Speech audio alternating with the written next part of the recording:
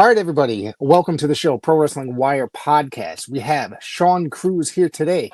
1 year since his last appearance here, coming back. I'm excited to talk to you. How you doing, my friend? Man, honestly, I'm great. I'm the best I've ever been in my entire life. I hope you're doing well. I'm doing awesome. I'm doing awesome. Extremely busy with life and work and the podcast, of course, but, having fun. Absolutely. That's what it's all about, man. Life's short. You got to have fun. Absolutely. Absolutely. So tell me, what's been going on in your neck of the woods over there? Wow. This year has been a bit of a whirlwind already, but in like the best way possible. Yeah. Yeah. Yeah. I mean, as you can see, I've got 2 pieces of hardware I've picked up this year. Let's talk about that. Yeah, so to my left here, this is the Alpha Underground Championship. I'm the inaugural first ever Alpha Underground champion. That is a promotion out of Burlington, North Carolina.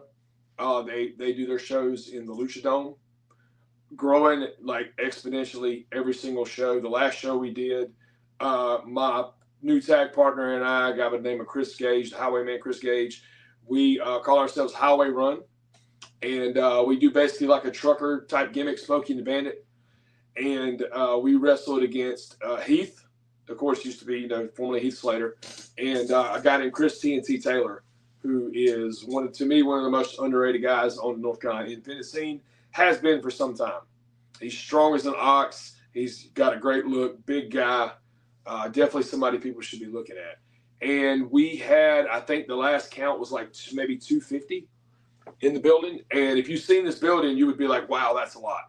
Because it's a small, like intimate venue, but it's a great place for people to come out and watch some wrestling. So I'm very, very honored and proud to be their first ever champion. And then to my right, this beautiful piece here is the Kentucky Championship Wrestling Heavyweight Championship. Once again, also inaugural. I just won it at their very first show a few weeks back in Bergy, Kentucky, in a ladder match against the future legend himself, Mr. Kerry Morton. And that was the first time Kerry and I had ever stepped in a ring together, and I guarantee it won't be the last. As a matter of fact, I have another Morton coming up on August the 9th in Kentucky because Ricky challenged me to a match the same night. So that's also going to be another first-time matchup that I'm definitely looking forward to. It's just been, opportunity after opportunity after opportunity, and I'm just like humbled, thankful, blown away that I'm still able to do what I do. I mean, I'll be 44 in like 2 weeks, 10th of July, and to be able to still perform with the athletes that we have today's generation, it's mind blowing to me.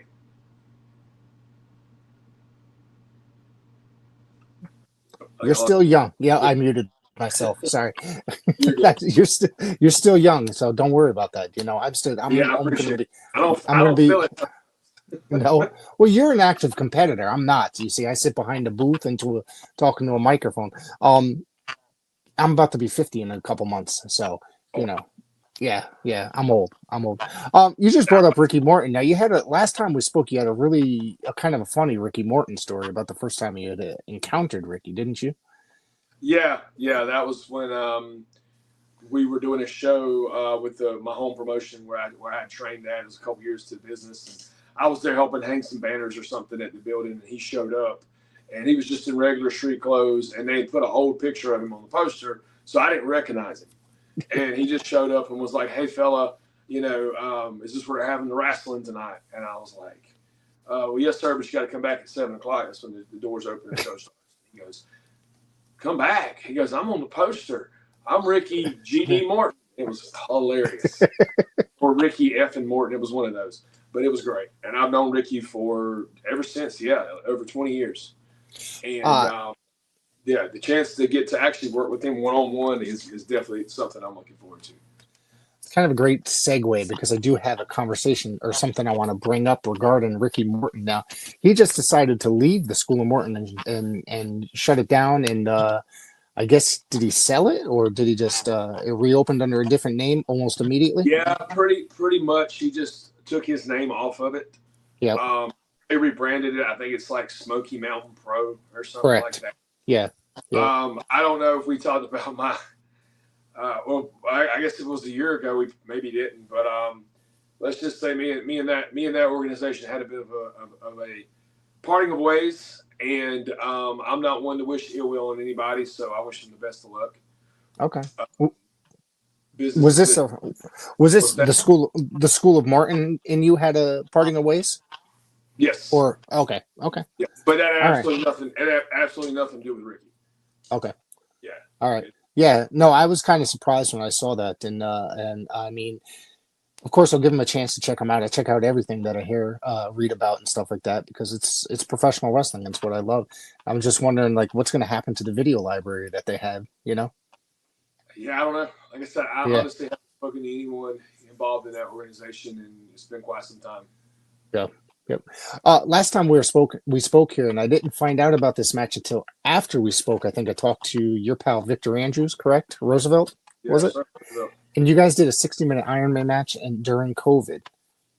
yes. Well, actually, And it wasn't. I don't think it was during COVID. was it? Okay, maybe I'm mistaken about the time period. Yeah, it was. So the way it all came about, there was a company that used to run in West Virginia, WVCW, I think that's what it was, West Virginia Championship Wrestling. Guy Yep. by the name of Cody Green and his daughter Bethany Green, and that's where the first time I went out of state to West Virginia was against Roosevelt.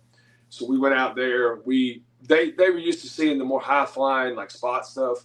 So we went out first match, baby. We wrestled 5 minutes straight, just straight, not chain wrestling, but like actual shoot mat wrestling. Okay. And we got to the end of that. We faced off and stood up. They gave us a standing ovation.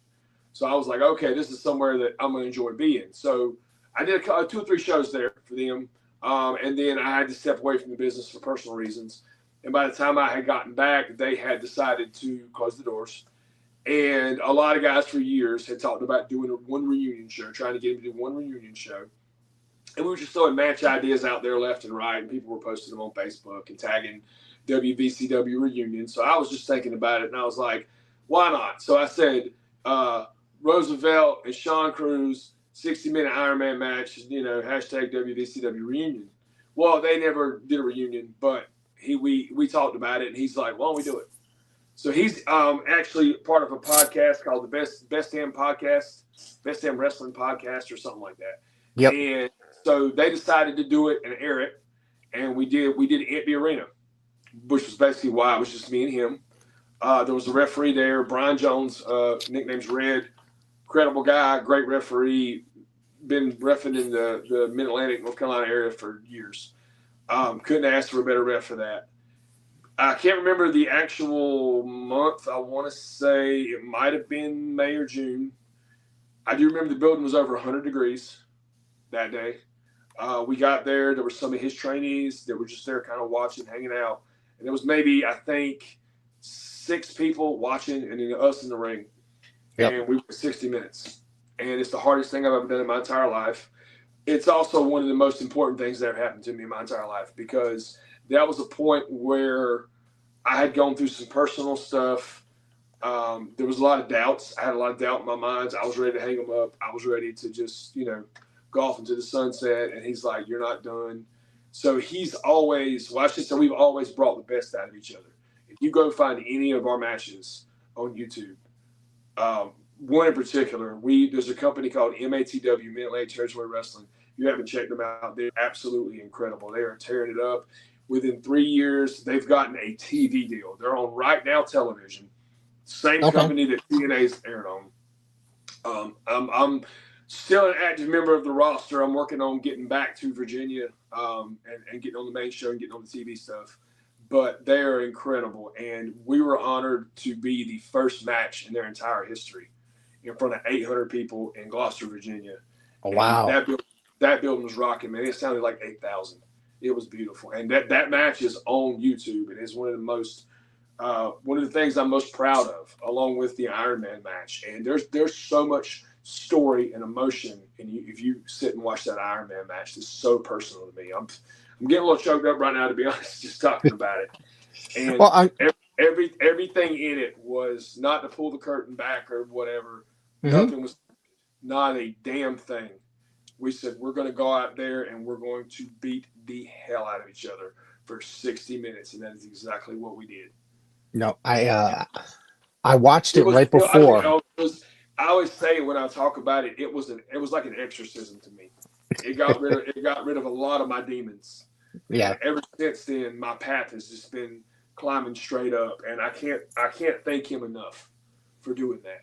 Honestly, yeah. um, we went from mortal enemies to best friends, and that's huge for me. But yeah, so you have watched it, right?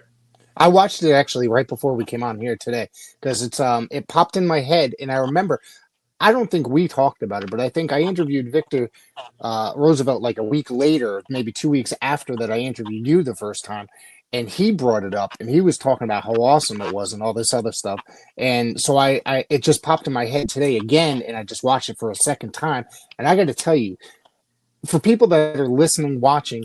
You guys need to go watch this. Go to YouTube, type in Sean Cruz versus Victor Andrews, and it's the one that's 60 minutes. You're going to find it. You're going to have a fun time. Especially, a lot of people don't have patience to sit there. Pro wrestling fans, however, I could sit there. I'm a sucker for 60-minute Iron Man matches. So I sat through that and I was having a blast, like just watching that today.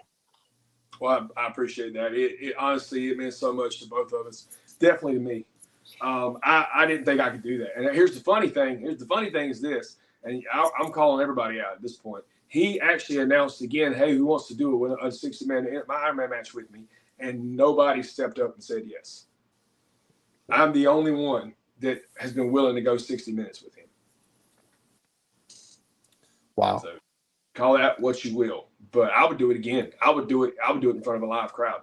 I think if we would have done that match in front of a sold out crowd, there's no telling where it would have ended up as. But I Right. agree, more people need to see it. I've been trying to figure out a way to get more people to watch it. Like you said, it's an hour to sit through. Yeah. Yeah. My favorite match of all time is an Iron Man match. Which one's that? Shawn Michaels, Bret Hart, WrestleMania 12. You can't go wrong with that match. I mean, it's like it's beginning to end. It's just phenomenal. You can. I think we decided to go a different way once we got started and do multiple pinfalls, Right. instead of knowing and doing it 5 minutes more or whatever. But yeah, the story in that Iron Man match was so good, and a lot of people they don't have the patience to sit through it, and that's sad. But I also think that speaks to just the people's attention span in general these days, with the TikToks and the short videos and all that. Like you've got to grab their attention and keep it. And I'm telling you, that match right there. I've never been more physical in a match in my entire life, and I don't think he has. I mean, we absolutely wrecked each other. Yeah. That one shot he hit me with, where I went out and he pinned me, that big one right hand, that was legit. Yeah, really. He flashed me. I was done, and I'm telling you, we were like, God, I think it was maybe 15 or 20 minutes into it. After one of the pinfalls, and we got the whatever second break we got, and I'm sitting there looking at him. He even says it on the tape if you can listen. I mean, you already breathing hard? He's like, you already breathing hard? We just getting started, and I literally had to dig down and be like, I'm not. And you know what that really taught me to do is, because I'll be honest, my cardio is not the best in the world. Right. It's just not. But I refuse to give up, especially after that. I was not only was I not going to quit on myself in that match, but I was not going to quit on him. And I've taken that with me since that day to every match I've been in. And I don't quit on people. I just don't. I get to the back and I'm dead tired, exhausted. And the guys will be like, how did you get through that match? I don't quit. Was there ever a time in the match where like, geez, how much longer is there? Anything like that? Times. Yeah, well, there was one. I don't know if you remember the one part where I rolled out of the ring because we weren't going to go outside at all. Yeah. So he kicked me so hard that I lost all my breath. Oh God. And I thought I had either like bruised or cracked or broken a rib, and I think that was maybe, I don't know, 30 or 40 minutes into it, and I was like, I can't keep going. There's no way. So I literally had to pout. I had to go outside and get my, composure back, I guess. Right. Then those two spine busters he hit me with, and that ring, let me tell you something. That ring is one of the stiffest rings I've ever felt in my entire life. Really? That was a training ring. They used to have a training facility set up there where a guy by the name of Dan Wright was operating it, and actually C.W. Anderson would come by there and help train the guys and stuff.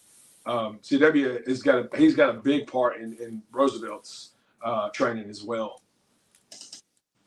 But yeah, it was amazing. I'm glad you enjoyed it though. I really wish more people would watch it. Yeah, I'm I'm a huge wrestling fan, especially like a lot of stuff.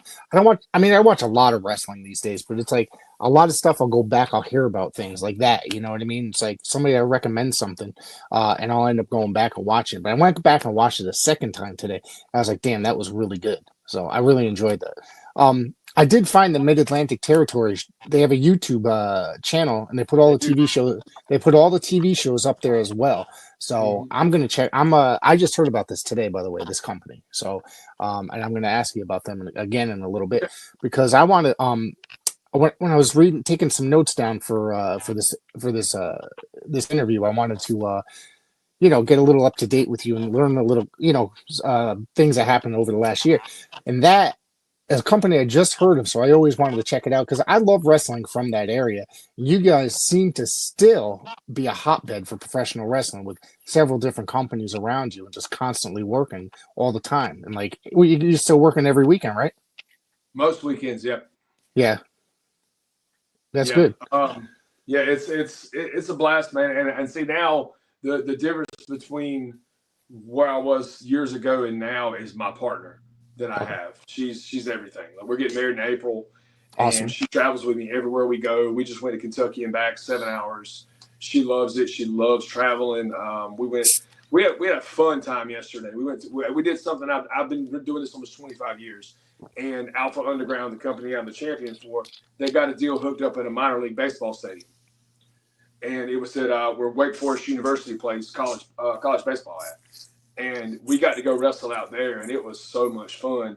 And it was funny because when I got there, it was like, okay, you're having when I was on the way there, you're having a singles match defending your title against this guy named Hunter Rayner, 19-year-old kid, talented. He's been wrestling, I think, since he was like 14, 15, training.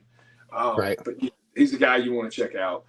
So the promoter comes up and he goes, so I got a bull rope. You guys want to do a Texas bull rope match? I've never done one. And I was like, absolutely, we'll do that.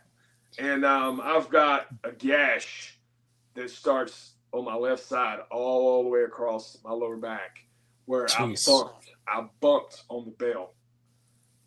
Yeah. It was that bad. Yeah. I'm not going to lie, it hurts. And my back's all bruised up. I mean, we went all over the concourse. We whipped each other with the rope. It was probably, I don't know, that thick. It's a big old thing. But it was fun. It was a lot of fun.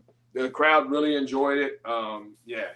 And I love, that's why I love wrestling. I love doing just different things, Another really cool place I've been wrestling that you want to check out, they've got their stuff on YouTube as well, is Crew. Because they've been around, they were around when I first started. They're Coastal Real Extreme Wrestling is what it stands for.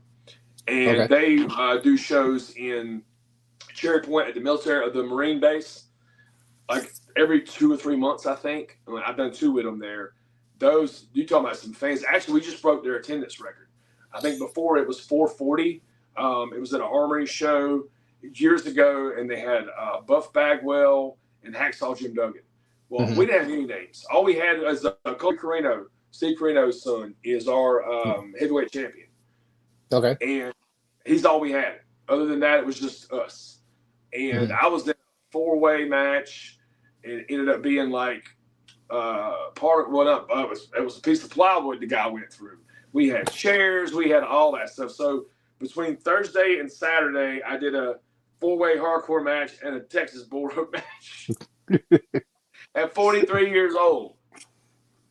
Damn. But so I'm not complaining. I absolutely love it. So I did see you wrote down you posted about the attendance record, or they posted about the attendance record. 465 is and you were part of the show, and I saw the pictures of that, and it just seemed like it was so incredible. It's incredible when a company the size of that company, a company like that, will draw that many people. It's amazing when an independent event draws 100 people. You know what I'm saying? Not to I'm not trying to rag on any of these companies, but it's No. very difficult to draw your common folks into an independent wrestling event, something that's not on television. Well, and I think honestly, that's the key. Like everybody goes after the wrestling fan. Right. The wrestling fan's coming. You Yeah. got to get the common man. You got to get the boyfriend who has a girlfriend that likes wrestling, and he's like, oh, this is fake stuff, whatever, and she drags him along. You got to rope him in, and vice versa. You got to get the grandparents who bring the grandkids just because they got them that weekend and it's something fun to do. You've got, that's what you've got to do. Okay, case in point, we were talking about Alpha Underground. So their building they call a Lucha Dome. They run 3 shows out of it a month. We have the one I'm at. It's called Hostility, and then there's Resistance. And then like today they did was basically a trainee showcase show. It's called Limelight. So they do that. Plus they rent the building out. So they just rented the building out to a deathmatch show. Oof. Now I'll be honest. I've vocally been a person against death matches in previous years, but to me, if it makes money, if there's an audience for it, if it draws, just because it's not my cup of tea doesn't mean it's not my cup of tea, but I don't have to drink it. Somebody else likes it. I can't get mad because I'm a real trained wrestler and these guys are hitting each other with light tubes. Well, if you're out here making more money than I am, I mean, good for them. But the reason I bring that up is prior to that show, I don't know. Pre-COVID, the Lucha Dome used to be pretty packed and rocking, but after COVID, it just all stopped. So we've been trying to build it back up, and I think maybe 100, maybe 110 people. Yeah. So the deathmatch show drew 300 people. Yeah. Standing room only. Right. It was just insanity. And then we had talked about bringing Heath in, and talks kind of stalled, and then 6 days before the event, he popped up, and was like, hey, I can do it, whatever. So they were scrambling. So they announced him 6 days. 6 days prior to the event, and we drew 250 people. Wow. It was incredible. Yeah. Like, it was such a fun atmosphere. And he's great. I mean, he is just amazing. Anybody who's on the fence about bringing him in, get off the fence. He's great. He was a guest on this podcast during COVID. On podcast too. Yeah, I've watched his podcast stuff. Yeah, he was a hell of a nice guy and very friendly. And this was during COVID when we were just kind of, we had nothing to do. We were sitting around doing podcast every day. You know what I mean? He was one of the guests. You brought up something that I'm kind of pretty similar. I think very similar with the deathmatch companies. I'll be very against deathmatch wrestling, but a friend of mine was working a deathmatch show here locally, so I went in support of my friend. He was going to be the play-by-play announcer, and I'm going to tell you that I've never seen such a show that I could not tolerate, that I wanted to leave any quicker, right? But it was packed wall to wall. Their YouTube views are insane off the wall. And I'm just like, you guys are doing something right. I don't have to agree with anything that's going on with what you guys are doing, but I give it to you for being able to get those kind of numbers and packing the place, selling a ticket, $20 a ticket. You know what I mean? Bringing in 200, 300 people, whatever it was. Absolutely. Yeah, you have to. I mean, it's just smart business. I mean, so look at Matt Cardona. What did he do right after he got released? And they hit him up and they said, hey, Nick Gage wants to fight you in a death match. And he's even said it in podcasts. He was like, I'm not doing that. That's crazy. And then he thought about it and he was like, hey, a lot of people are going to pay and are going to want to see Zack Ryder get beat up with stuff and get busted open. So he did it, and he became the king of the death match. Like it's smart. It's just smart business. I'll put it out right now. I don't know when I'm going to finally hang them up. 50's looking like an interesting number.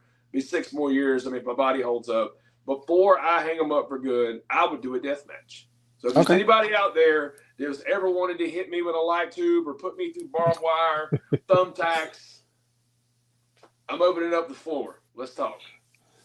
It's an amazing thing that he reinvented his career in such an Yeah. amazing way after he left or after he was released from WWE. Now he's out there doing everything. He's probably making way more money. Just Well, you know he is. And not oh only yeah, that, of course, he's married to a WWE superstar, so they're yeah, still getting WWE paycheck. yeah, It's and they're making perfect. yeah. You can't go wrong with it. Anything that they're doing. I mean, the guy's selling more merch, and people genuinely love this guy. Like you'll go to any It's great. wrestling event. I went to some show. People were wearing his T-shirts. Yeah. Like it's yeah, yeah. So going back to Mid Atlantic one more time, you actually wrestled there for the TV title, correct? What was that? You wrestled for the television title recently against Preston Quinn. Yes, actually, Or yeah. Man. yeah, That was MATWNC. That is in the North Carolina, the sister branch of okay, MATW, which is mainly in Virginia. It's run by a guy named Jeremy Williams, who used to okay, wrestle himself. He still does, but he's got some back issues going, so he hasn't been actively competing. But yeah, so that's in Nashville, North Carolina, which is near Rocky Mount. And yeah, okay. I've known Preston Quinn for a long time, and he's the guy I've always wanted to get in the ring with. And like I said, this year has just been like bucket list after bucket list after bucket list for me. I'll tell you this too. I can't say anything about it, but there's an potential opportunity on the table for me in December. Okay. That if it happens, like I might as well just take the boots off because to me, at my age, with the time I have left, it just doesn't get any better. But I'll promise you this. If we do get this thing to happen, I will come on this show and announce it live for you. Okay. How Okay. about that? Yeah, I'd love it. Yeah, it's bucket list stuff. One thing still on the list for this year, I still haven't been flown in anywhere to wrestle. I've never been on a plane. I'm almost 44 years old. Kind of feel like we need to fix that. So if there's any promoters out there that are willing to fly me in, no fee. Like just get me there, get me back. We're good.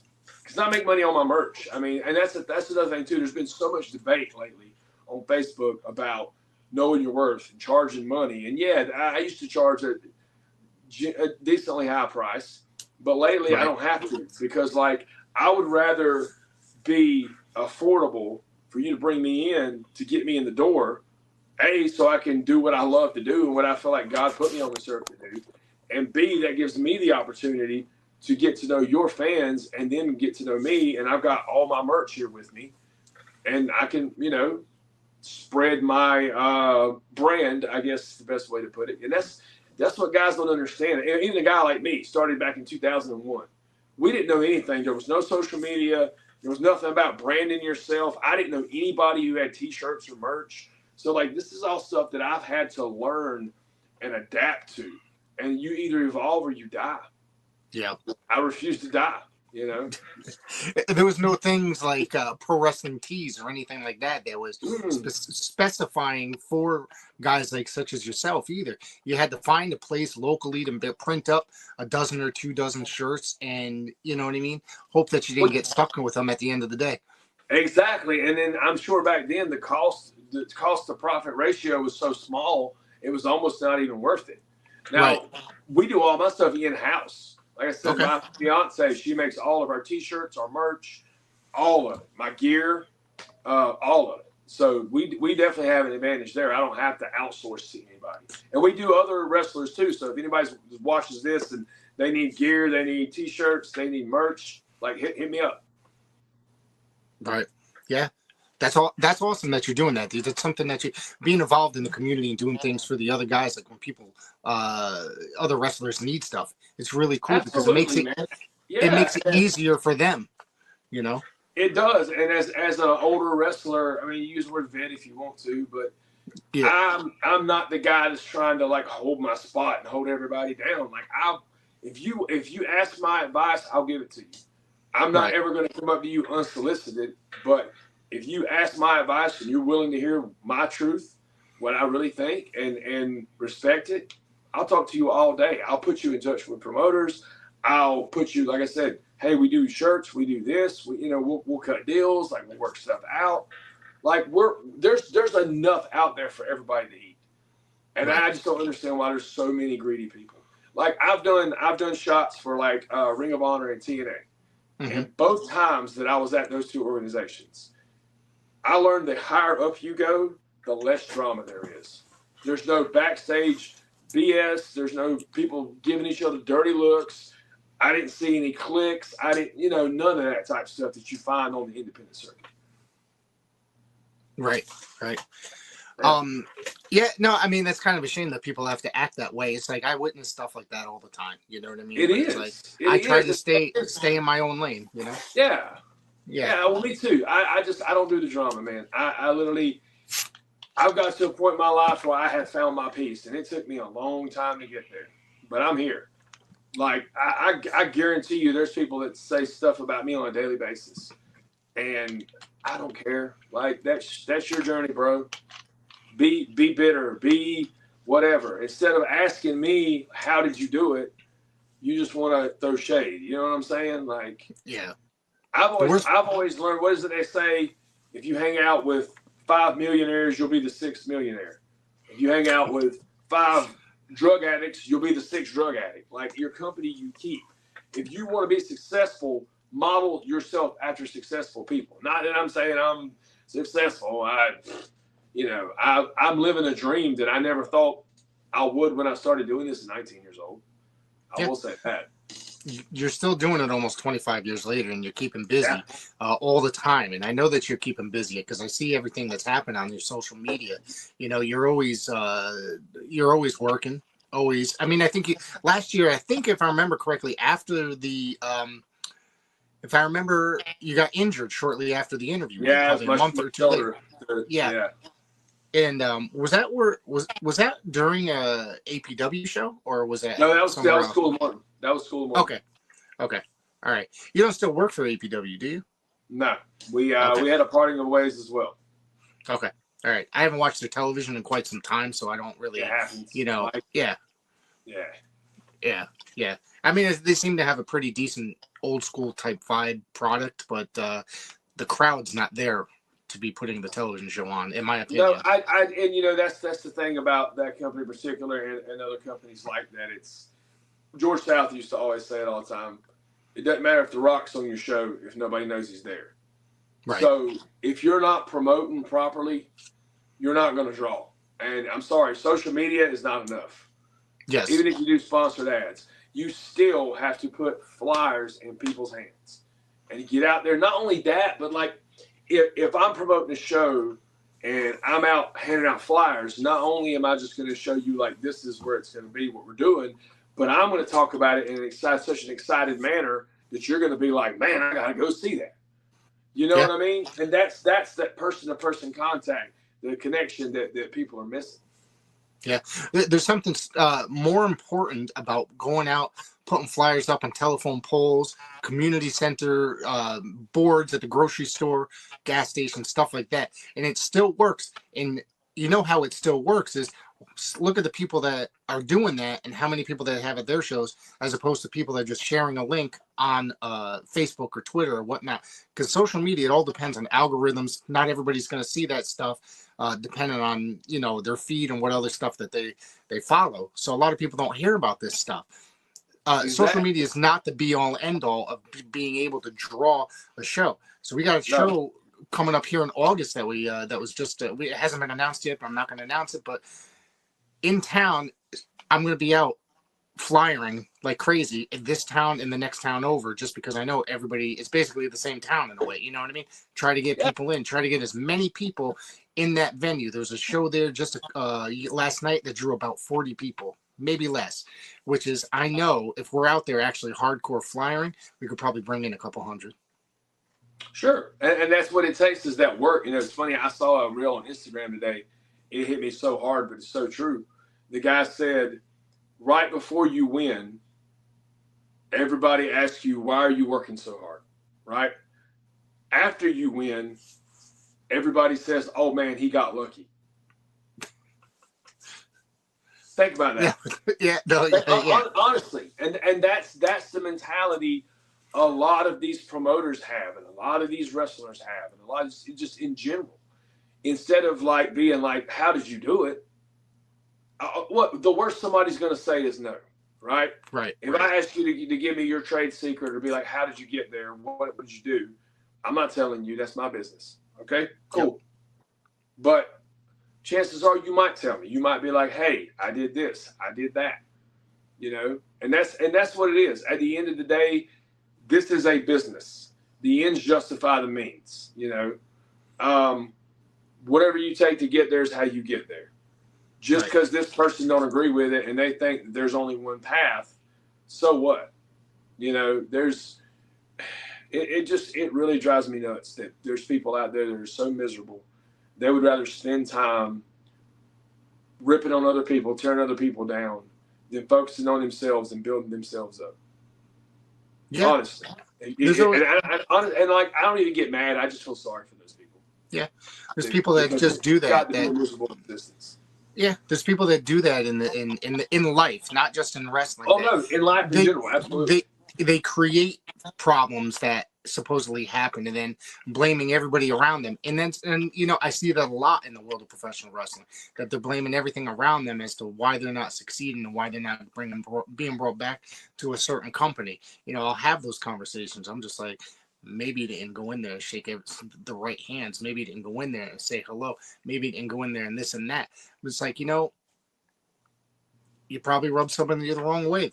This is a professional business. You got to go in there and be professional. You got to try to succeed and work your ass off. And that's exactly what, you know, some people don't do, and I see it. So I did a seminar recently at CWA, which is Carolina Wrestling Academy, which is where Steve Carino and Colby Carino, that's their place where they train their students. Okay. And we had Gabe Sapolsky come by, of course, from WWE. Yeah. And he said a couple things that really stuck with me. And one of them is the best way to succeed in life is to make everybody's job around you easier. And since he said that, that's what I've been doing. So if there's anything I can do at any promotion I work for to take any stress off the booker, off the promoter, I'll do it. Doesn't matter what it is. Right. And it's not even for personal reasons. It's like I love this business. I love wrestling. I love everything about it. Well, I can't say everything about it. The drama and the politics and all that, but the good stuff. You know, I love seeing, like yesterday, I had so many great interactions with little kids and their parents, and you could tell they were just so happy and they loved it. Even though I'm a heel, I'm still not going to be a jerk. You know, like it's those days of the MJF and the all this. I don't buy that anymore. First of all, you're not going to make any money.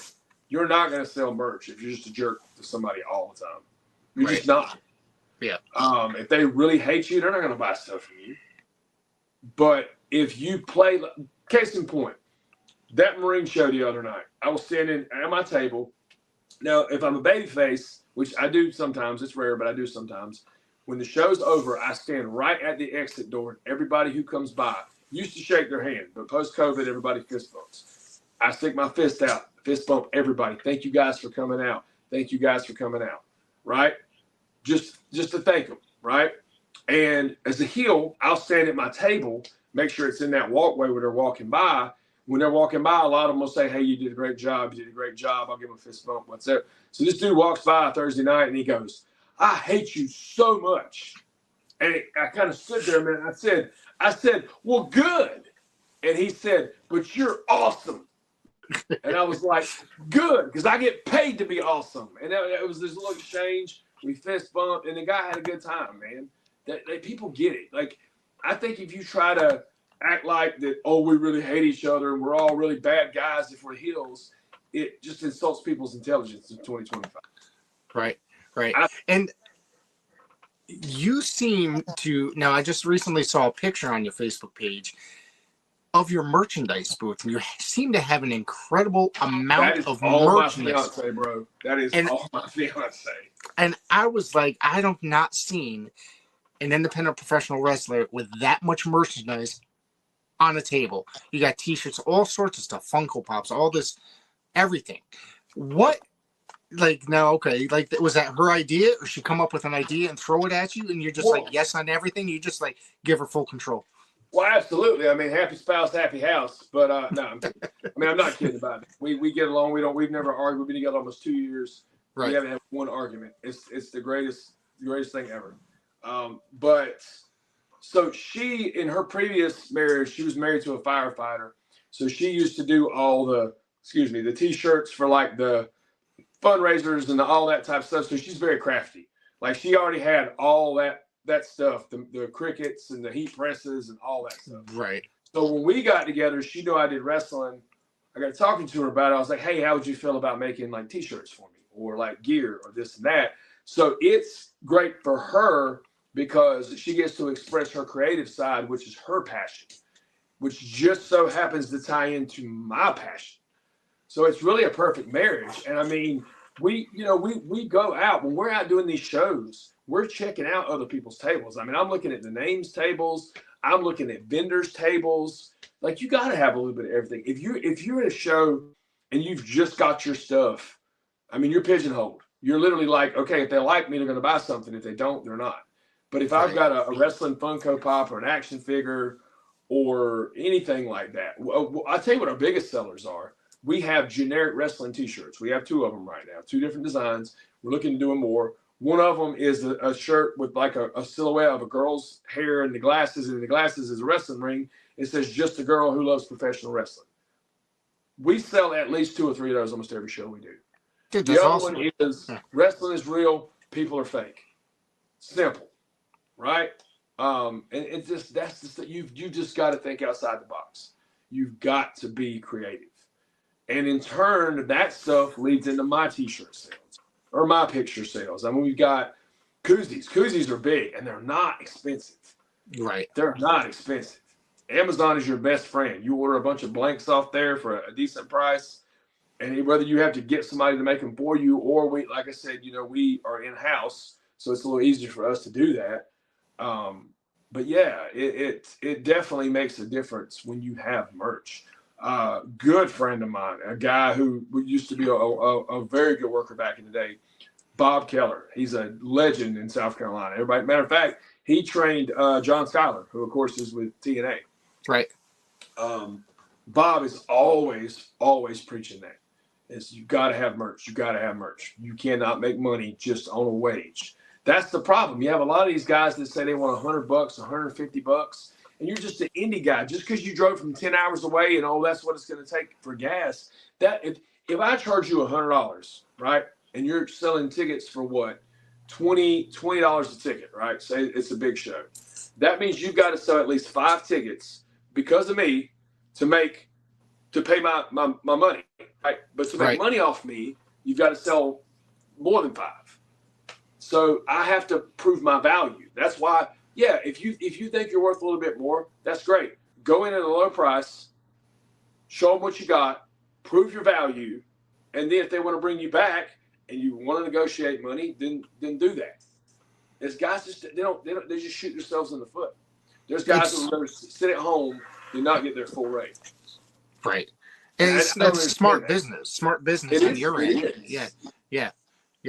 Do you guys now? Then this is one thing. I always buy one of 2 things usually when I'm buying merch. If I buy merch, do you guys sell bottle openers and do you sell pins?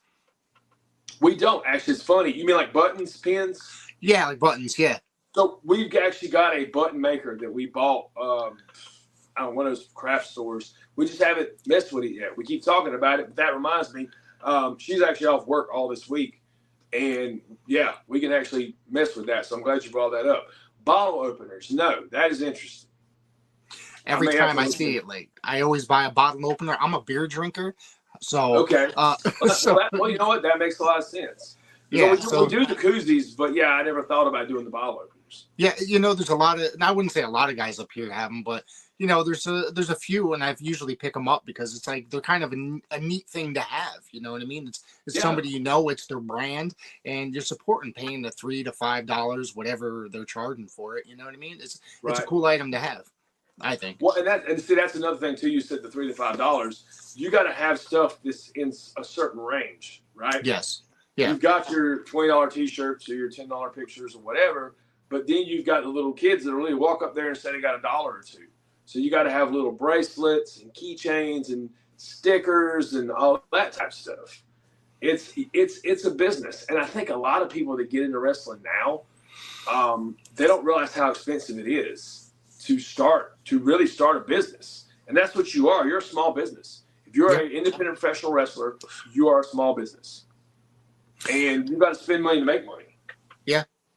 Well, I know I've gone into and purchased merchandise myself to make merchandise, bracelets, stickers, pins, stuff like that. I've had T-shirts made. I do have a merch store. But I treat this like a business. I'm constantly working. I do 3 to 4 shows a week, depending on what my day schedule and what my family has going on. If I got to go somewhere, okay, that's the day I'm not going to. But I always record, edit, release it the next day. I do one kind of legend / bigger star a week, and then I try to push guys from either my area or guys from yourself throughout the week. But I treat it like a business because I'm constantly doing this, constantly reading and research about who's coming up on the show. So I might not make much, which I don't, but I work my ass off to push this show and I, you know what I mean? And I get decent numbers as well. Yeah. It's the labor of love. And that's why you say you don't make much. That's not what it's about. You know, it's cliche, but it is. It's the journey. It's not the destination. It's the connections you make along the way and the people you get to talk to because let's just be honest. I don't care who you are. You're a mark. If you're in this business, you're a mark. You're a fan of somebody. Yep. Jerry Lynn himself told me it was okay to be a mark in this business and to ask for pictures of guys. Like, so whatever. To me, Jerry Lynn is like one of the greatest, in my opinion, one of the most underrated. Absolutely. Along with Lance Storm, who also told me the same thing. So whatever. I think the dumbest thing that people do is they're so worried about, first of all, everybody liking them. In life in general, and especially in this business, everybody is not going to like you. I don't care what you do, what you say, as nice as you are, somebody's going to find a reason not to like you. If you do good, they're going to talk. If you do bad, they're going to talk. So just do you. Do you, focus on you, and that's it. And when you got these ideas, like for instance, I dress nice when I go to most shows. If it's outdoor shows, it's like 100 degrees, I'm not wearing a full suit. But a lot of times I will wear a suit. And there's guys all the time that are commenting on my stuff. Why are you in a suit? Why are you in a suit? Why are you worried about the way I'm dressed? First of all. Second of all, it's a business. You're talking collared shirt, suit, just to show up looking professional, etc. Correct?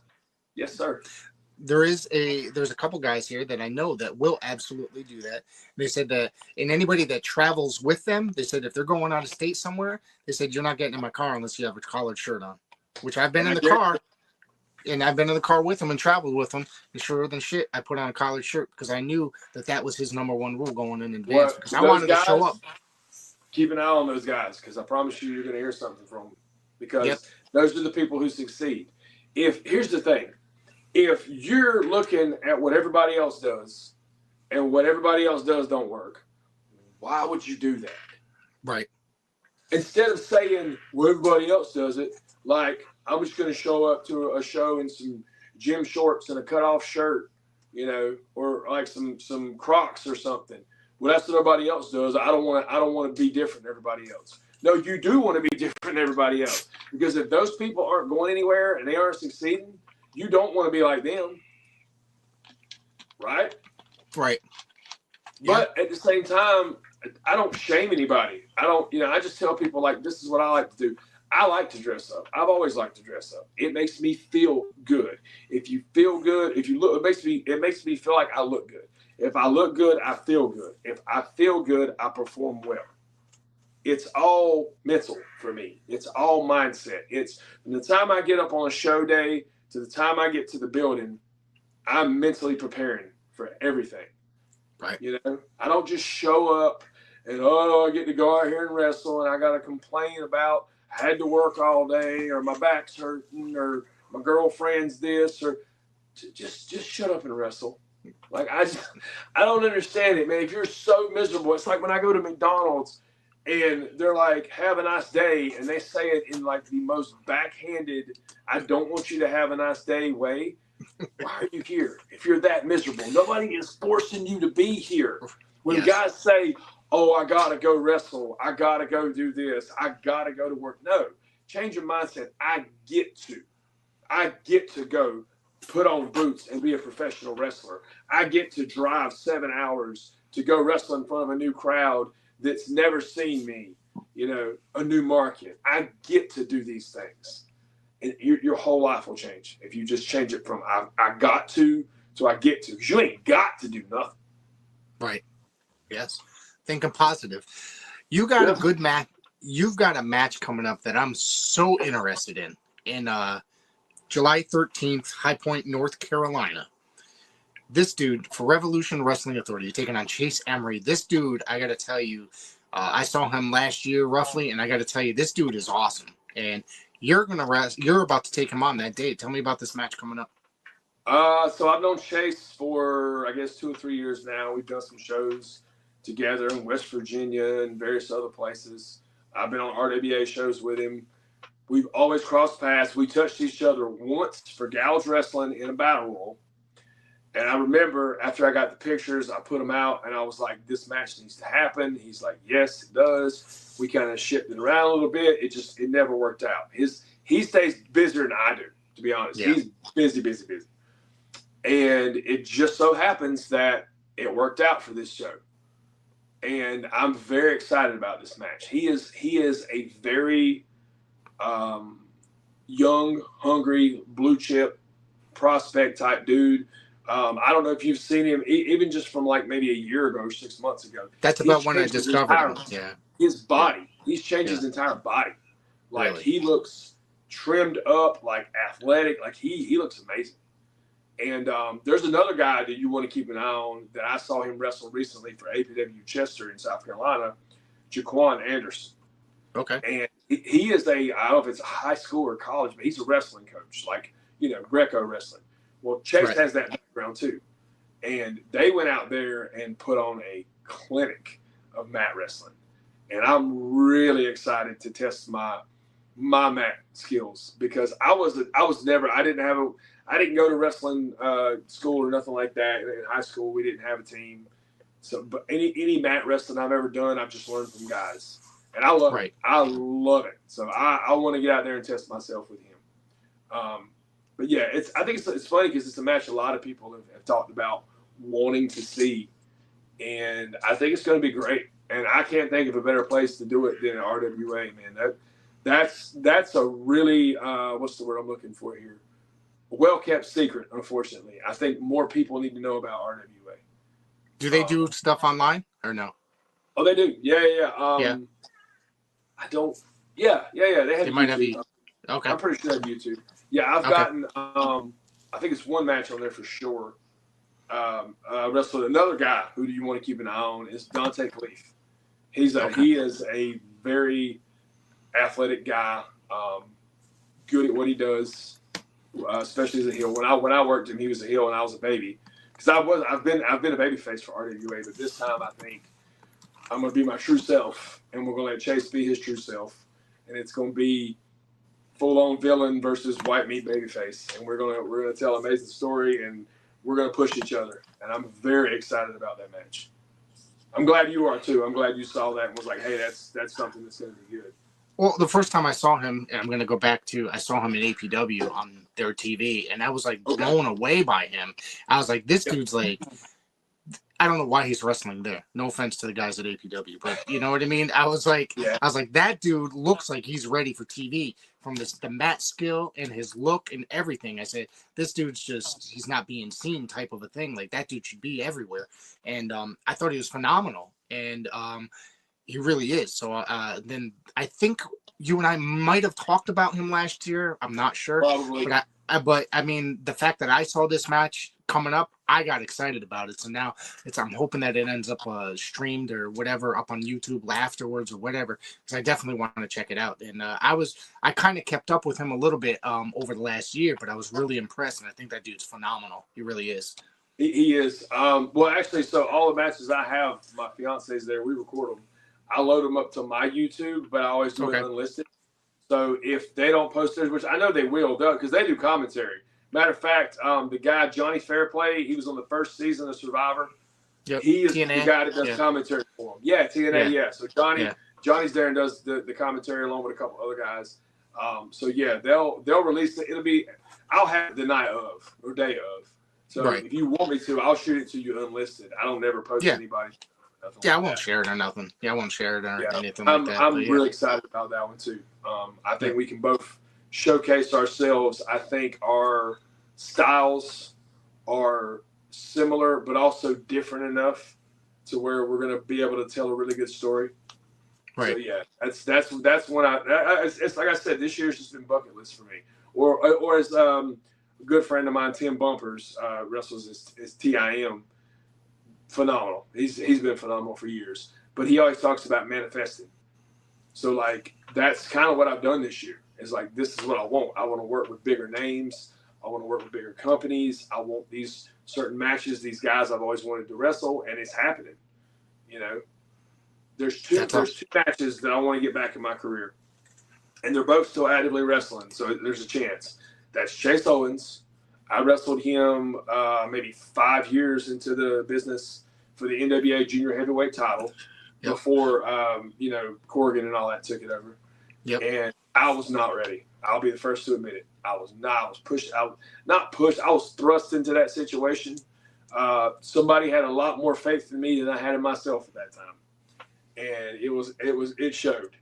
And I would love to get that one back. And we talked about John Schuyler earlier. I would love to get John Schuyler one-on-one. We had a tag match many years ago in Winston-Salem. My partner actually got into a car accident and couldn't make the show. He got replaced by a guy last minute who was very difficult to work with. And the match just was not what I wanted. And I want that match. Every time I see John, last time I saw him was, I think it was at CWA because I saw him at TNA, but I saw him at CWA too. And every time I talk to him, I'm like, dude, I want that match back. He's like, get somebody to book it. So that's what I want. So I'm calling it right now. If any promoter wants to see John Schuyler versus Sean Cruz, hit me up. I'm ready. So before we get out of here, I just want to know, what else do you have coming up in the coming months before within the next couple months? Yeah. Let's see. So this Thursday, the 3rd, I've got the CWA Carolina Wrestling Academy. The first Thursday of every month, they do a student showcase where they have basically it's a show in front of fans, and for the ones that are training, gives them that experience. So a bunch of us vets will go down there because it's not too far from my house. It's less than 2 hours. We'll go down there and get a chance to work with those guys. It's a lot of fun. So I got that coming up. I just see the 12th. I'll be in Mount Airy, at the Armory for AIWF. Love those guys. Love working there. Mid-Atlantic. I believe me and my partner are going to be tagging up and doing Highway Run. It's not being confirmed, but I know we're both on the show, so hopefully, fingers crossed. Of course, the 13th, me and Chase Emery, RWA, High Point. That one is going to be a can't miss. July 19th, I'll be back for Alpha Underground, defending my title against who? I have no idea yet. Then the end of July, I'm pretty excited about too. I'm going to Pennsylvania to wrestle for the first time. And it's going to be a weekend deal where we wrestle on Saturday night. It's a big campground show where they have a bunch of kids, like campers and stuff. It's called Asylum Pro Wrestling. Okay. And I'm actually wrestling their heavyweight champion, a guy named Marcus Waters. So I know him. Yeah. So yeah, I haven't met him. I've just seen some stuff online. So always looking forward to that one. And let's see, August, I'm trying to think. I know the 16th, I have MATW NC. Well, actually, I got 2 shows on that day. I'm trying to figure that one out because Alpha Underground runs the same day. Me and my fiance were talking about that one last night. Gosh, I'm somewhere. No, I don't have anything the 6th. That's the only date I don't have in August. The 16th is one of those 2 shows. The weekend after that, I'm actually going to be doing my other love besides professional wrestling, which is volunteering at cons. I do Comic Cons, horror cons. We've got one called Mad Monster Party. They do it twice a year outside of Charlotte. Very excited about this one. David Arquette's going to be there. Big David Arquette fan. Love Ready to Rumble. Love the Scream movies. Of course, he did wrestling too. Yep. Very excited to meet him. Hopefully get a chance to work with him. Because usually when I'm there, I'm the one that they put with a celebrity to help take pictures and all that. So we get to hang out with them and stuff. Like last year, I got to hang out with Jonathan Majors and Megan Good for like 2 days. They were great. Devon Dudley, Sergeant Slaughter, like Chucky, the guy who talks to Chucky, Brad Dorff was there. Finally met Robert Englund, Freddy Krueger himself. That was incredible.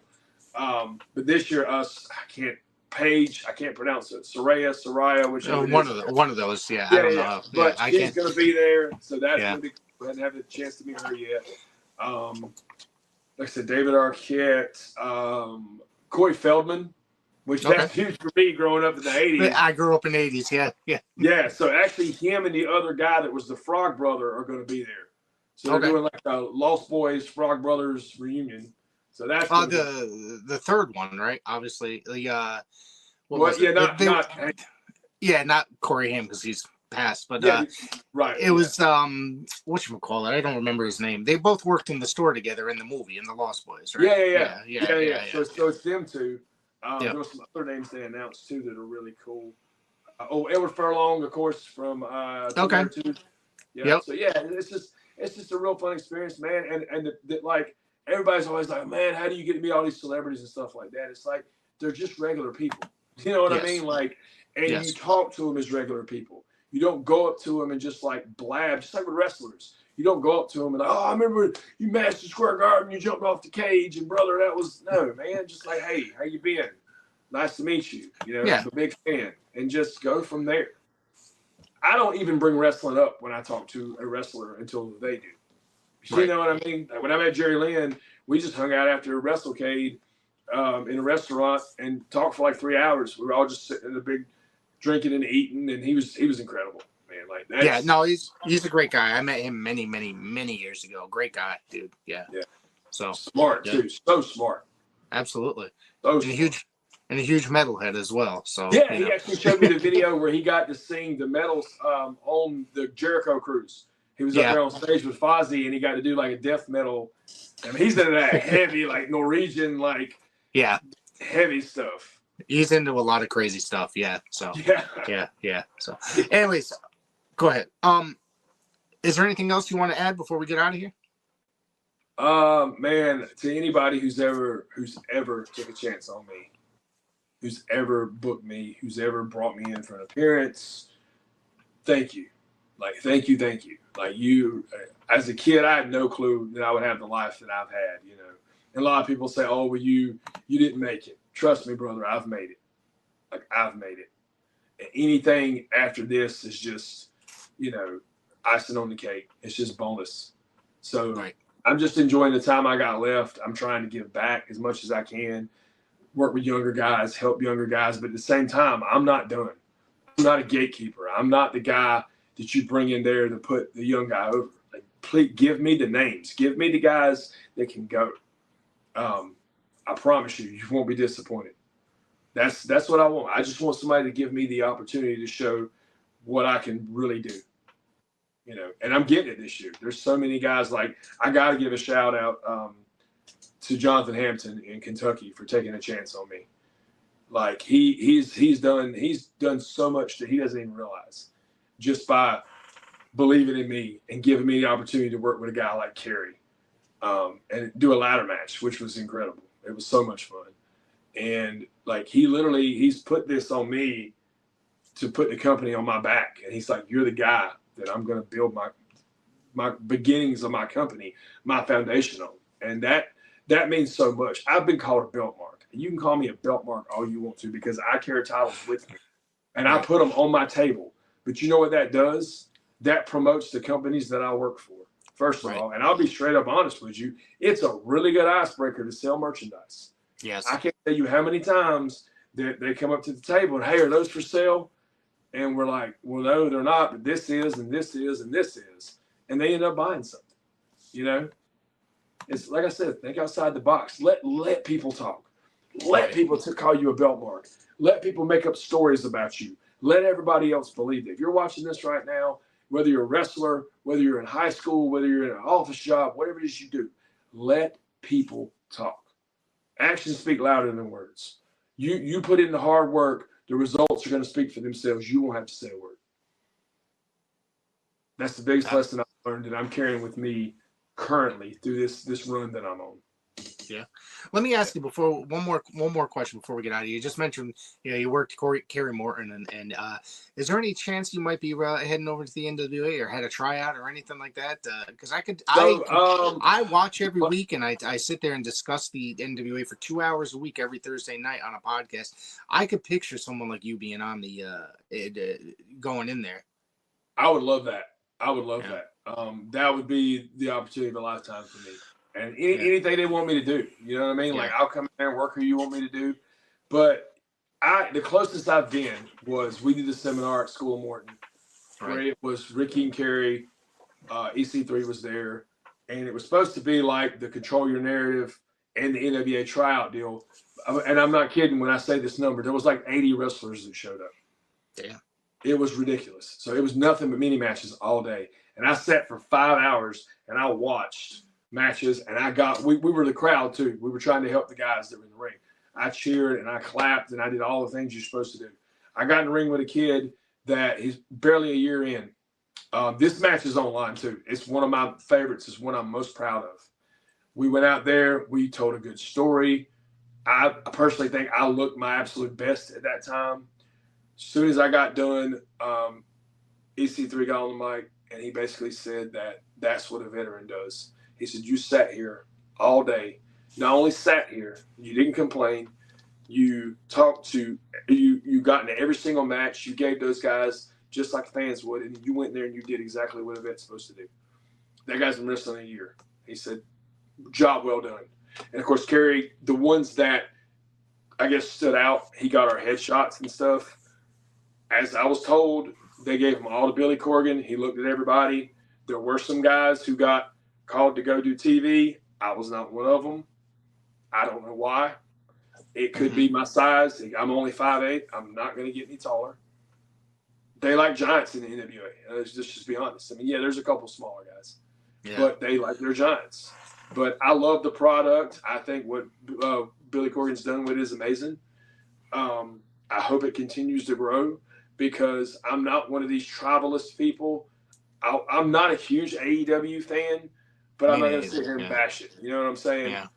I'll watch MLW. I'll watch GCW. I'll watch TNA. I'll watch all of it, because I think the more wrestling that's out there for everybody, the more opportunities we all have, the better chance we all have of making it. Whatever you think making it is. There's more variety for the fans because not everybody's going to like you said, not everybody likes AEW. I'm not a fan of AEW. No.